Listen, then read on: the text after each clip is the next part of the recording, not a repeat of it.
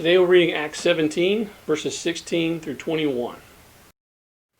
Now while Paul waited for them at Athens, his spirit was stirred in him, when he saw the city wholly given to idolatry.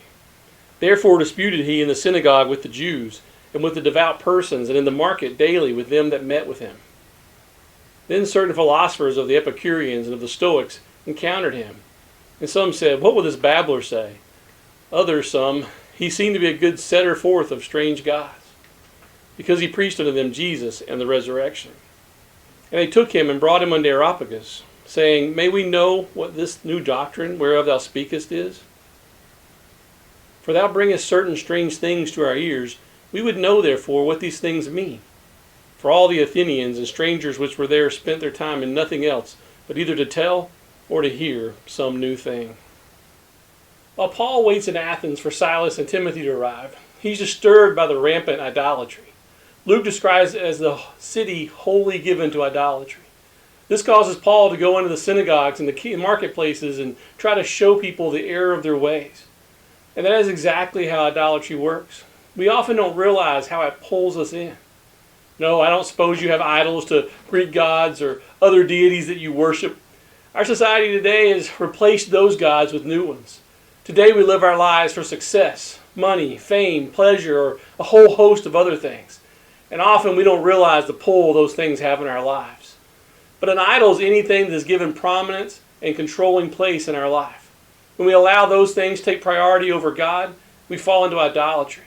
Even good things or neutral, non-destructive things can become a problem when we allow them more importance and control in our lives than they deserve. A job's a good thing, but not if it's prioritized over God.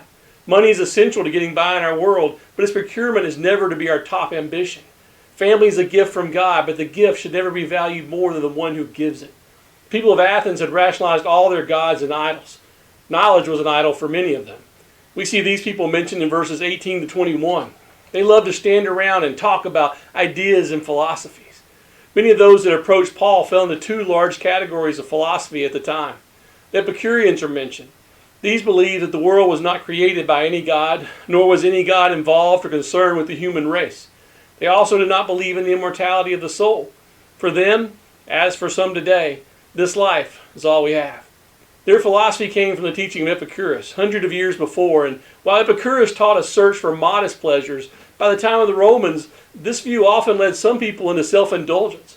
After all, if this life is all you have, you must enjoy as many pleasures as possible. The other group mentioned were the Stoics. Their views came from the teachings of Zeno, who taught right there in Athens hundreds of years before. They believed that the universe was created by God, but it was all controlled by fate. Even God was subjected to this fate. Therefore, everyone should accept whatever came into life and learn to suppress their passions. Notice how these people discussed getting Paul to share his views with them. Some called him a babbler, a derogatory word that literally meant to gather seeds. In this usage, it was used to describe someone who just picked up pieces of philosophy or quotes from others and cobbled them together as if they were something important. Others said he was teaching strange gods, which, as we'll see when Paul speaks, was partially true.